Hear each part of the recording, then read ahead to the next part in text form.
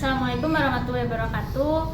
Kami dari kelompok kearifan lokal. Di sini kami ingin mereview 6 film horor Indonesia dengan kearifan lokal di dalamnya. Perkenalkan, nama saya Gurota Ayun dengan NIM 230211031. Perkenalkan, nama saya Deva Amanda Zahra dengan NIM 230211036. Perkenalkan, nama saya Kevin Ananda Yustira dengan NIM 230211043. Nama saya Kemal, NIM saya 23021124. Perkenalkan, nama saya Muhammad Farhan Hardian dengan NIM 230211117. Perkenalkan, nama saya Galila Maulana dengan NIM 230211051. Oke, yang pertama saya akan mereview film Tarian Lengger Maut. Tarian Lengger Maut adalah sebuah film cerita horor Indonesia yang dibesit pada tahun 2021 yang berasal dari Banyumas. Di film ini mengandung budaya berbalut ketegangan. Film ini bercerita tentang kisah pembunuhan berantai yang bersinggungan dengan seorang penari desa. Dimulai dengan sosok Dr. Jati Arya Permana diperankan oleh Reval Hadi yang baru pindah ke desa Pagar Alas. Mayoritas warga desa setempat sangat menghormati Jati atas profesinya, meski Jati jarang bergaul akrab dengan mereka. Namun, Jati ternyata adalah seorang pembunuh berdarah dingin. Ia terobsesi dengan detak jantung manusia sehingga kerap membunuh warga desa untuk mengoleksi jantung mereka. Warga mulai ketakutan karena kasus orang hilang semakin banyak terdengar. Sementara itu, warga desa mulai berharap kepada Sukma, diperankan oleh Della Darpian, untuk segera menjadi penari lengger. Mereka percaya setelah Sukma menjalani ritual sebagai penari, Sukma akan melindungi desa Pagar Atlas dari sini. Film ini menjadi bagian dari apresiasi budaya dan daerah di mana film tersebut diambil. Oleh karena itu, film ini menampilkan lengger, alat musik calung, bahasa ngapak, hingga kuliner berupa goreng mendoan yang menjadi ciri khas daerah tersebut. Produksi film Tarian Lengger Maut juga melibatkan banyak pembuat film dan sejumlah seniman lokal Banyumas. Sejumlah seniman dan masyarakat lokal terlihat tampil dalam film seperti sebagai pemain musik dan figuran. Sementara dari 73 anggota kru, sekitar 50 orang yang berasal dari Banyumas asli. Selanjutnya yaitu film Sewo Dino yang berlatar pada tahun 2003 dan mengisahkan seorang wanita bernama Sri yang diperankan oleh Mika Tambayong yang mencari pekerjaan untuk membiayai pengobatan ayahnya. Dia kemudian melamar pekerjaan di kediaman Karsa Atmojo yang diperankan oleh Karina Suwandi yang misterius. Sri dan dua pekerja lainnya, Erna yang diperankan oleh Givina Lukita dan Dini diperankan oleh Agla Arta Lydia, dibawa ke kabin tengah hutan tanpa banyak informasi. Di sana mereka mengetahui bahwa tugas mereka adalah melakukan ritual basuh sedo.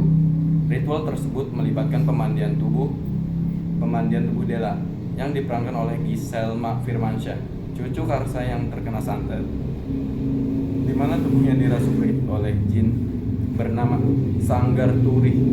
Konon, santet tersebut akan terangkat jika ritual basuh sedo dilakukan selama 1000 hari. Tugas utama dari 3 protagonisnya adalah menjaga Della tetap terikat di tempat tidurnya. Jadi ada beberapa kearifan lokal yang ada di film Sewo Dino, yaitu tentang ritual basuh sendo dan ritual santet. Oke, baik, saya akan membacakan judul film Inang. Wulan merupakan sosok wanita yang dihamili oleh sang kekasih, namun tidak tanggung jawab, hingga muncullah sebuah keluarga yang membantu Wulan. Namun siapa sangka ternyata keluarga tersebut mempunyai niat jahat terhadap Wulan dan kandungannya. Di Jawa ada sebuah kepercayaan bahwa ayah berakhir di bulan Safar merupakan yang mempunyai banyak musibah, di mana masyarakat juga harus melakukan sebuah ritual untuk menolak bola. Kepercayaan itu sendiri sering disebut dengan nama Wakasan. Di sini saya akan membacakan tentang film Sang Penari. Kisah pada film ini dimulai di tahun 1953 di sebuah desa bernama Duku Parut yang terletak di Banyumas, Jawa Tengah. Duku Parut memiliki tradisi ronggeng sebagai cara mereka menjaga warisan leluhur Ki Seca Menggala. Mereka selalu memiliki seorang ronggeng cantik yang dipuja-puja dan dipeluk.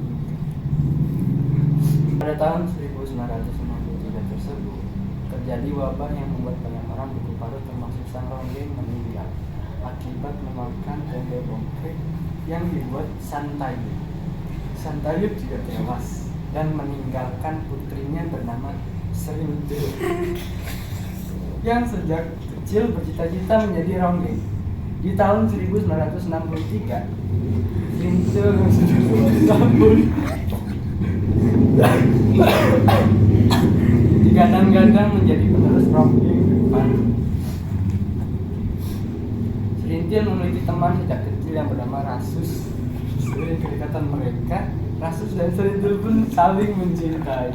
Namun Serintil tetap bercita untuk menjadi Ronggeng sebagai wujud baktinya pada Ibu Parut dan untuk menebus kesalahan orang tuanya.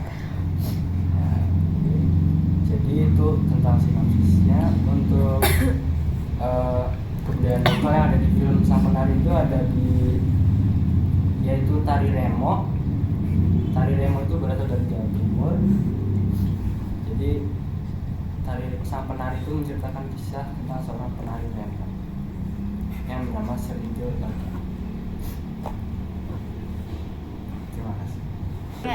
Oke, baik, selanjutnya ada film Kanjeng Kliwon. Kanjeng Kliwon menceritakan tentang seorang dokter muda asli Bali akan menikahi kekasihnya Niko, seorang fotografer dari Jakarta. Mereka mempersiapkan dengan bahagia. Meskipun sering terjadi konflik kecil, hingga tiba malam Kanjeng Kliwon, malam di mana makhluk mistis masuk ke dunia manusia. Kebahagiaan mereka diusik oleh kemunculan makhluk mistis Rangda. Nah, dalam film ini ada kearifan lokal yaitu Kanjeng Kliwon, yang dimana Kanjeng Kliwon merupakan dari hari yang perhitungannya jatuh pada Triwara yaitu Kanjeng dan Pancawara yaitu Kliwon. Pertemuan antara Kanjeng dengan Kliwon diyakini sebagai saat energi alam semesta yang memiliki unsur dualitas bertemu satu sama lainnya.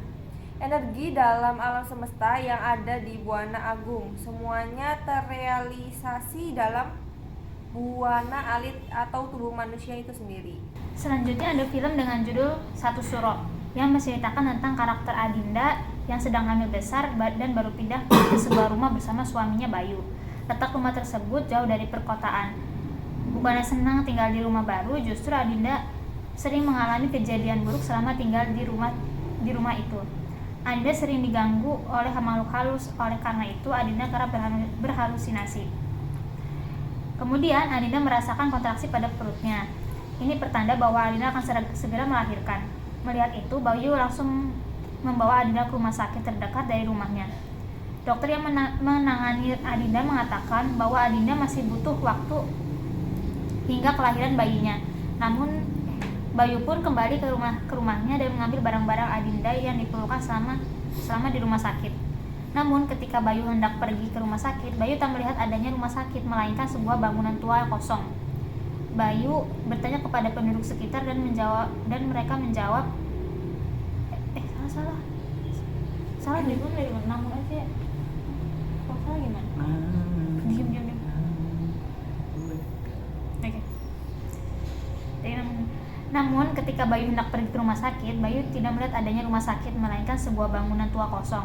Bayu bertanya pada penduduk sekitar dan jawaban mereka begitu mengejutkan. Rumah sakit tersebut ternyata sudah tidak beroperasi lagi sejak 15 tahun dikarenakan kebakaran. Dari situ Bayu mulai mendengar suara aneh, tapi Bayu harus berusaha mencari istrinya dan segera melahirkan.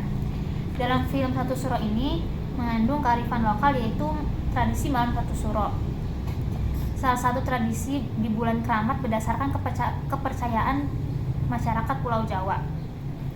Tradisi ini menjadi sebuah hal yang bersifat turun-temurun dari dahulu kala yang kemudian terus dilestarikan dari generasi ke generasi. Tradisi ini memiliki berbagai macam ritual yang berbeda di setiap tempat. Tujuan dari pelaksanaan ritual atau upacara ini adalah untuk meminta keselamatan serta ilham dari Yang Maha Kuasa agar tidak melakukan hal-hal buruk selama berlangsungnya bulan keramat tersebut. Yaitu sekian dari kelompok kami, kurang lebihnya mohon maaf. Assalamualaikum warahmatullahi wabarakatuh. Waalaikumsalam warahmatullahi wabarakatuh.